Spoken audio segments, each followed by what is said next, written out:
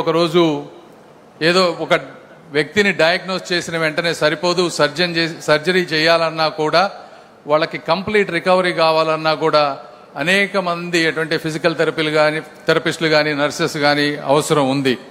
అంటే integrated care ఎక్కడైతే ఉంటుందో ఆ ప్రాంతంలో కానీ ఆ హాస్పిటల్స్లో కానీ అవుట్కమ్స్ బాగుంటాయి, ప్రజలకు మంచి జరుగుతూ ఉంటుంది.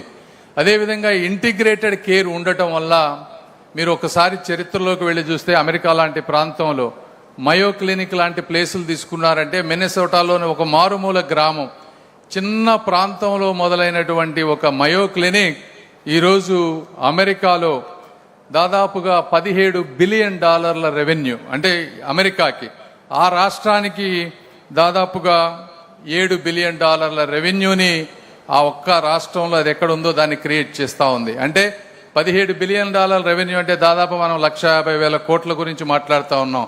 70,000 మందికి ఉపాధి కలిగిస్తూ ఉంది.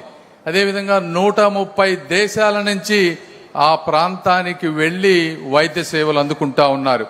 అంటే ఇది ఒక రకమైనటువంటి ఇంటిగ్రేటెడ్ హెల్త్ సిస్టమ్. అక్కడికి వెళ్తే నాకు సర్జరీతో పాటు అన్నీ జరుగుతాయనేటువంటి ఉద్దేశం. అదేవిధంగా క్లీవ్లాండ్ క్లినిక్ తీసుకోండి. క్లీవ్లాండ్ క్లినిక్ సిన్సినాటి, అక్కడ తీసుకున్నా కూడా కార్డియాక్ సర్జరీస్కి